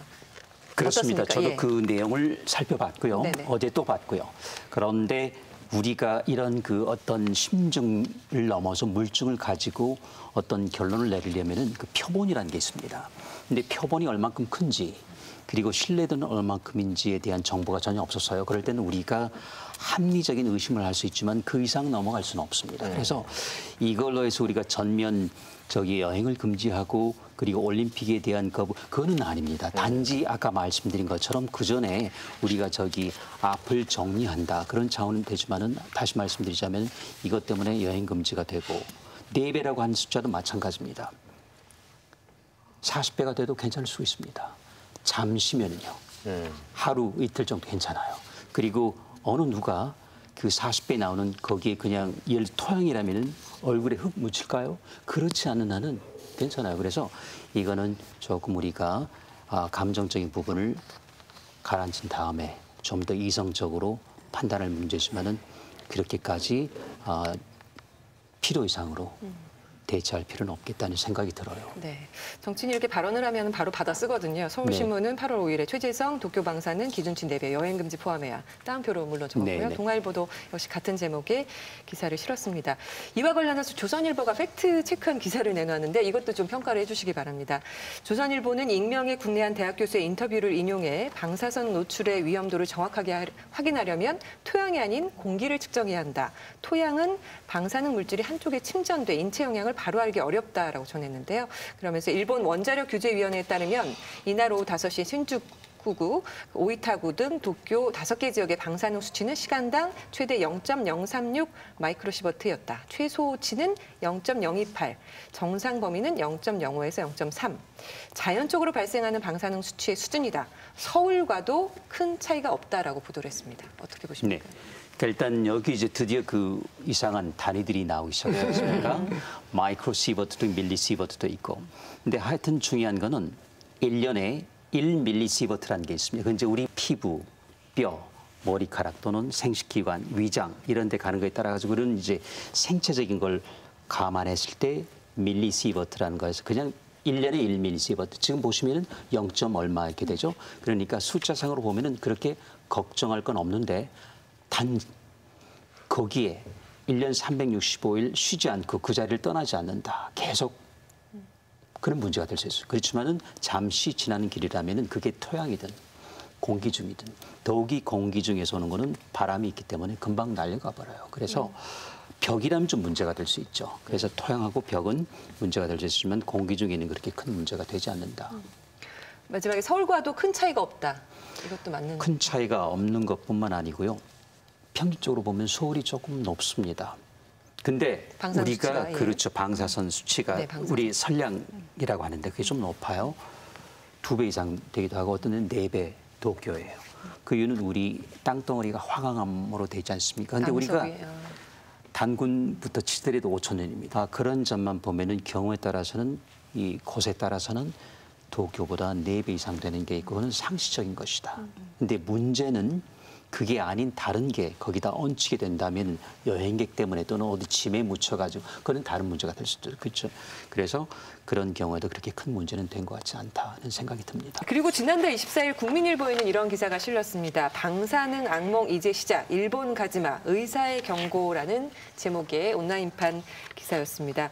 원자력안전위원회 위원을 지낸 김익중 전 동국의대 교수가 일본의 방사능 오염이 심각한 수준이며 피폭이 염려된다면 일본을 가지 말아야 한다고 당부했다. 그는 의학자 입장이라는 점을 전제로 한 뒤 방사능 오염이 300년간 지속하는 만큼 일본의 방사능 악몽은 이제 시작에 불과하다고 진단했다고 보도했습니다. 이와 함께 세계 5대 과학 잡지인 PNAS에 실린 일본의 오염 지도를 함께 게재하면서 일본 땅 약 70%가 오염돼 있다. 이 오염은 적어도 300년 이상 지속될 것으로 추정된다고 덧붙였습니다. 국민일보가 인용한 해당 지도 신뢰할 만한 것인지 이은정 과학전문 기자 먼저 짚어주시죠. 네. 이 부분에 대해서 지금 과학계에서 하고 있는 얘기가 있는데요. 이게 미국 국립과학원 회보 PNAS는 굉장히 좀 신뢰할 만한 저널입니다. 근데 2011년 12월 6일 날 발표된 논문이에요. 그 일본에 있는 한 교수가 이걸 발표를 했고 굉장히 많은 사람들이 이 데이터를 보고 있습니다. 그런데 실제로 이 논문을 쓴 저자가 당시에는 바람의 방향으로 대기 시뮬레이션을 해서 본인이 이렇게 지도를 만들었는데 실제로 그 다음 해에 측정을 해보니 이 값보다 훨씬 낮게 나왔다. 그래서 이 논문의 자료는 본인이 폐기하겠다라고 얘기를 했습니다. 그 내용이 지난 5월 조선일보 인터뷰 기사에 잘 실려 있어요. 이분이 우리나라 원자력 학회 초청으로 와서 인터뷰를 세미나를 했는데 본인은 후쿠시마가 안전하다고 얘기하려는 건 아니다. 다만 본인이 과거에 냈던 자료를 통해서 사람들이 너무 위험하다고 얘기를 하니까 그것이 잘못됐다라는 걸 알리고 싶다라고 얘기를 했습니다. 그래서 사실 이런 부분들이 우리가 원전의 위험성을 알리는 건 굉장히 중요한 보도지만 잘못된 데이터를 한 번이라도 인용하게 되면 이 보도 전체의 신뢰가 없어지는 거기 때문에 이런 부분에 대해서는 좀 더 확인을 해야 되지 않을까 생각을 합니다. 네. 그리고 지난 4월에 이 일본 후쿠시마 인근 수산물 수입 금지 조치와 관련해서 WTO 무역 분쟁에서 우리나라가 최종 승소를 했죠. 이후에 나온 기사 내용도 좀 팩트 체크를 하고 넘어가겠습니다. 조선일보가 후쿠시마 방사능 직접 피폭 사망자 0인데 사고 후 근거 없는 공포 확산이라는 제목의 기사를 실었습니다. 해당 기사에서 유엔 방사능 피해 조사 기구의 2013년 보고서를 인용하면서 누출 방사능으로 인한 심각한 건강 피해나 사망자는 한 명도 확인되지 않았다. 심리적 공포가 문제라고 결론냈다라고 전했습니다. 또 문화일보는 지난 5월 21일 원자력 학회 기자회견에서 나온 발언을 전하면서 수산물 안 먹고 진료거리고 근거 없는 방사성 공포, 사회 부작용 초래라는 제목의 기사를 보도했습니다. 하야노 류고 도쿄대 물리학과 명예교수의 발언을 인용하면서 후쿠시마에서는 현재 200만 명 가까운 주민이 대부분 일상을 되찾아 생활하고 있다면서 동일본 대지진 당시 방사능 피폭으로 인한 사망자는 한 명도 없었고 현재까지 일본 내 어느 지역에서도 후쿠시마 원전 사고의 방사능으로 인한 사망은 보고되지 않았다는 것이 하야노 교수의 설명이라고 덧붙인 보도 내용이었습니다. 팩트체크를 해보죠. 이 기사 내용이 사실입니까? 단 한 사람. 발전소장이 있었는데 그 사람은 지병이 있어서 암으로 사망했습니다. 그런데 이제 우리가 살펴봐야 될 거는 모든 원자력 사고, 특히 일본 후쿠시마도 마찬가지고요. 당장 나타나지 않는 게 문제입니다. 앞으로 우리가 조금 더 기다려야 되겠지만은 기다린다는 말씀 자체가 사실은 조금 어폐가 있습니다만은 앞으로 20년, 아까 22년 말씀드렸던 거는 앞으로 그 세슘이 양이 절반으로 줄어드는 30년, 그러니까 이제 8년 지났잖아요. 그러니까 앞으로 이제 22년 지는 그때 얼마만큼 많은 분들이 경우에 따라서는 임상적으로 폐암, 식도암 또는 다른 종양으로 돌아가실 그건 알 수는 없는데 근데 더 어려운 거는 체르노빌만큼이나 인과관계를 맺기가 쉽지는 않아요. 과연 이분이 태어날 때부터 그런 인자를 갖고 나셨는지 아니면은 정말 후쿠시마인지 이건 참 찾기 힘들어요. 그래서 그야말로 그 영원히 미결 과제가 될 수밖에 없는데 그래서 아까 말씀하셨지만은 안전하지 않다는 것을 증명하는 건 쉽지는 않아요. 근데 안전하다 글쎄요. 그러니까 둘 다 쉽지는 않다는 것이죠. 왜냐하면 물증을 찾기가 힘들기 때문에. 그런데 어찌됐든 우리가 심리적인 부분까지 감안한다면 그러니까 사실은 방사능 때문에 돌아가시진 않았지만은 임시 뭐죠? 우리 모여 계시는데 또는 그 병원 또는 이런 데서 이 심리적인 압박 때문에 또는 건강 악화로 또는 노화로 돌아가신 분들 분명히 계실 거란 말이죠. 그게 이제 1,500명일 수도 있고 2,000명일 수도 있고 그렇지 않습니까? 근데 그걸 어떻게 감안할 건지 그러니까 아까 말씀 중에 사실 확인한다면은 방사선으로 직접 사망자는 없습니다만은 그런 2차적인, 3차적인 심리적인 문제 때문에 또는 노화 때문에 또는 건강 악화 때문에 돌아가신 분들은 분명히 계실 겁니다. 그게 1,500명일 수도 있고 그 수를 넘을 수도 있겠죠. 네. 조선일보에서 또 이런 기사가 1월에 있었는데요. 산유국도 원전 짓는데 탈원전은 무지와 이념의 결과라는 제목의 기사였습니다. 한국원자력의학원 이승숙 박사는 후쿠시마 원전 사고 당시 방사선 피폭으로 사망한 사람이 없을 뿐 아니라 후쿠시마 인근 바다의 해산물도 방사선 오염을 걱정할 필요 없이 먹어도 된다며 과학적 근거 없이 소셜미디어 등을 통해 무분별하게 유포되는 방사능 공포와 괴담을 경계해야 한다고 말했습니다. 참 이 전문가들을 많이 동원합니다. 예, 뭐 교수님도 계시지만 다 의견들이 이렇게 달라질 수 있는 건가요? 일단은 우리가 실제 그러면은 그 현장에 가서 후쿠시마 인근 또는 연해가 되겠죠. 에서 나오는 갑각류, 해조류를 드셨을까요? 아마 아닐 겁니다.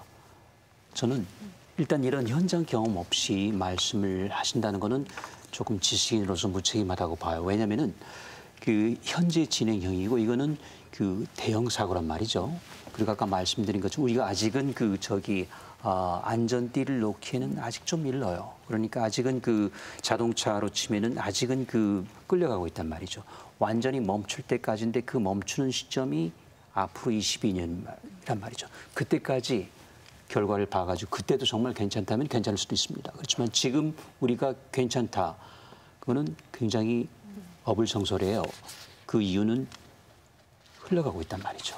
그 흘러가는 거는 오히려 8년 전하고 지금하고 차이가 없을 수도 있습니다. 그렇기 때문에 당연히 거기에 있는 갑각류, 특히 갑각류죠. 해조류는 오염되지 않겠습니까? 그리고 그걸 만약에 채취를 했다면은 또 섭취를 했다면은 먹이 사슬에 있는 그 위 물고기, 그걸 또 섭취하는 더 큰 물고기, 상어, 고래, 청새치 이런 저기 생각하면은 아직은 그렇게 그 안전하다는 말을 쉽게 할 수는 없을 거라고 봐요. 네. 그럼 그 같은 학자로서 이런 분들은 왜 이렇게 그 안전하다고 얘기하는 걸까요?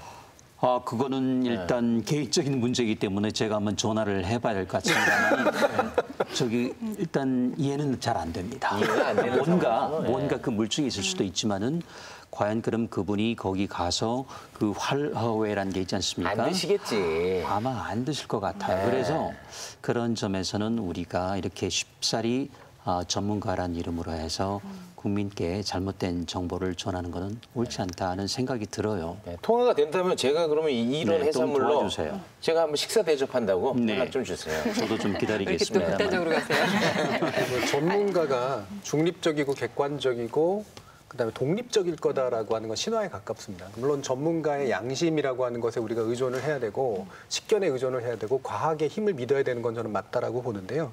특히나 이처럼 논란의 여지가 있는 이런 사안들은 훨씬 물타기가 쉬워요. 다시 말하면 과학이라고 하는 건 논박과 공박의 힘으로 성장해서 진리를 찾아나가는 과정인 건 맞는데 현재와 같이 벌어지는 이 논박의 과정이라는 건 제가 볼 땐 탈진실적 물타기 과정이 훨씬 더 가깝다라는 그런 생각이 듭니다. 그러니까 우리의 상식에 충분히 근거해서 위험에 대해서 책임 있게 응답하는 방식이 아니라 사실은 자신의 이해관계에서 출발한 논박이 과학적 논박으로 둔갑되고 따라서 확정된 진실은 없으니까 믿을 게 없다. 라는 식의 어떤 결론으로 이어지는 그런 방식이라고 하는 것은 현재와 같은 문제를 해결하는 데 있어서 굉장히 안 좋은 그런 접근법이라고 봅니다. 네. 제가 한 가지 좀 더 붙이고 싶은데요. 저는 이 원전 연구 결과, 그다음에 원자력, 방사능에 대한 데이터들이 기울어진 운동장이라고 생각을 합니다. 그래서 안전을 주장하기에는 굉장히 쉽고 연구 결과가 많지만 불안을 얘기하기에는 어려운 상황이거든요. 그러니까 이런 것을 이제 그 위험 커뮤니케이션이라고 하는데 우리가 교통사고가 났을 때 어떻게 된다는 건 다 알고 있지 않습니까? 많은 경우를 통해서 알고 있기 때문에 사람이 몇 % 죽는다고 해도 우리는 준비를 할 수 있어요. 대비를 할 수 있지만 방사능은 아직 데이터가 축적되지 않아서 얼마나 위험할지 모르는 상태입니다. 이럴 때는 전문가들이 위험 쪽에 좀 더 무게중심을 갖고 얘기를 해야 한다는 것이 위험 커뮤니케이션의 요지예요. 그런데 우리나라 전문가들은 위험 커뮤니케이션의 전문가가 아니라 원자력 전문가들입니다. 그러니까 원자력 전문가들은 본인이 아는 수치 안에서 대답을 할 수밖에 없죠. 그러면 연구 결과가 아니라 이것을 정책으로 그다음에 사람들에게 얘기할 때는 어떻게 해야 할 것이냐. 이 분야에 대해서는 전문가가 없어요. 그러다 보니까 기자들이 이런 그러니까 데이터를 실제로 하는 전문가들에게만 의견을 들을 수밖에 없는 상황이기 때문에 일반 국민들이 보기에는 전문가가 왜 안전만 저렇게 강조하느냐 이렇게 되는 것 같습니다. 눈에 보이지 않기 때문에 이런 방사선 관련된 언론 보도는 저희가 뭐 어느 정도까지 기대를 해야 될지 이 수준에서 그냥 끝나는 건지 적어도 이제 올림픽이 1년 앞으로 다가왔으니까 정말 직접적으로 지구촌 모든 사람들의 안전에 문제가 걸려 있는 거잖아요. 어떤 정도까지 보도를 그러면 저희가 기대해도 좋을까요? 어떤 보도? 네. 그러니까 위험 커뮤니케이션을 말 아주 잘 해주셨는데 이게 이제 그 부분을 지속적으로 연구해 온 분들이 이제 결론 내린 이제 그런 바거든요. 하나 예를 들면 우리가 예전에 이제 미국산 소고기 수입 반대 투쟁 같은 거 하고 막 그럴 때 광우병소에 대한 문제가 과장되어 있다.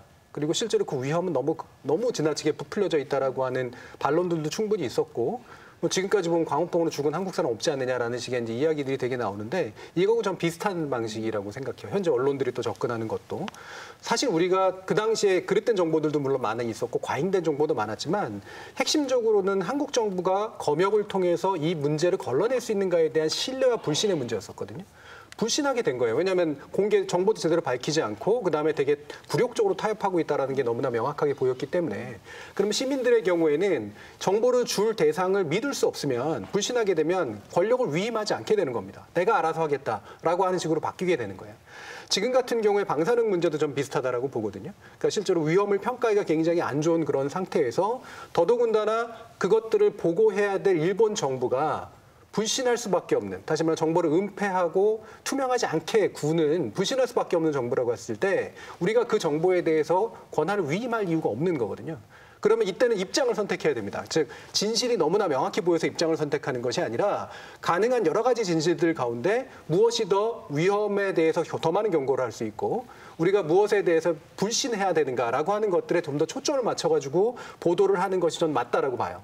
그렇기 때문에 이거는 진짜로 확신하는 것을 보도하는 그런 방식이라기보다는 주어진 정보에 대한 최대한의 불신들을 만들어내는 방식으로 정보로 접근하는 것이 합리적이고 타당한 접근법이라고 보는 거죠. 그래서 올림픽이라든가 방사능이라든가 이런 식의 문제에 대해서도 우리가 결론을 놓고 접근하기보다 정보 소스가 얼마나 믿음직하냐. 그럼 불신할 수밖에 없다면 어떤 반론들이 가능한가라는 식으로 접근을 하는 것이 훨씬 타당한 저널리즘의 형태라고 봅니다. 네. 최욱 씨가 의지할 만한 무언가가 정말 필요한 것 같아요. 그죠? 네. 아, 오늘 아주 좋은 얘기들이 많이 나오는군요. 안전과 위험이 존재했을 때는 약간 그 중심축을 위험 쪽으로 갖다 놔도 괜찮겠다는 생각이 드네요. 네. 이게 정확하게 말하면 또 저희 쪽에서 얘기하는 게 위험에 반대되는 말이 안전이라고 생각하기 쉬운데 실제로 위험 커뮤니케이션의 위험은 모험에 더 가까운 거예요. 나머지 반대편을 확증할 수 없거든요. 안전하다라는 걸 확증할 수가 없기 때문에 따라서 확률적으로 안전을 따지게 돼요. 위험의 크기도. 그러면 모험을 걸게 되는 그런 일들이 굉장히 많거든요. 그때 그 모험을 거는 일들이 우리 얼마나 위협이 될 수 있는가라고 하는 것들을 얘기해 주는 게 타당하다는 거죠. 네. 그래도 서 교수님 1년 동안 이제 앞으로 올림픽 1년 앞으로 다가왔기 때문에 자주 오실 계기가 생길 것 같은데요. 네. 어떻게 예상하십니까? 언론 보도들에 대해서. 말씀으로만 하시지 마시고요. 네, 정말 왜냐하면 이게는 저는 이 안전에 관한 하는 좀 더 깊이 안심까지 가야 되거든요. 사실은 안전 가지고는 부족해요. 안전을 하려면 수치만 갖고도 할 수 있겠죠. 자, 이 정도까지인데 여기야. 그럼 괜찮아. 이거 아니죠. 우리는 그 정서 또는 심리적인 부분까지 있거든요. 그걸 우리 정부가 보듬어줘야 된다고 생각해요. 왜냐하면 이거는 정서의 문제입니다. 왜냐하면 이 다른 교통사고보다도 비행기 사고보다 더 무서운 거는 방사선이라는 건 보이지도 않아요. 피도 나지 않고요. 냄새도 없고. 근데 일단 터지면은 굉장히 커요. 이게 굉장히 특수하거든요. 그래서 보통 우리가 자동차 사고하고 비행기 이거하고 비교하는 건 자체가 잘못된 거죠. 그래서 저희는 우리가 볼 때는 저 같은 전문가가 볼 때는 안전이라고 해서 수치에 기댈 게 아니고 국민의 안심, 그러니까 정서까지 심리까지 안아줘야 된다. 그러려면은 우리가 그 이상으로 가야 된다. 그래서 아까 그 원래 의학원 말씀도 나왔지만은요. 물론 과학적으로 그럴 수 있습니다.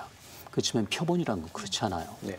그리고 아까 말씀드렸잖아요. 나는 괜찮을 수 있습니다. 그렇지만 너는 괜찮지 않을 수도 있습니다. 그래서 안전하다는 건 쉬울 수도 있습니다. 그런데 안전치 않다는 것. 그럴 때는 안전치 않다고 생각하고 안심할 때까지 계속 이거를 언론이 다뤄주시는 게 맞다고 봅니다. 네. 오늘 저널리즘 토크쇼에서는 도쿄올림픽과 방사능 위험성 관련 보도들 또 팩트체크하는 시간 가져봤습니다. 서균열 교수님 그리고 이은정 기자 고생하셨습니다.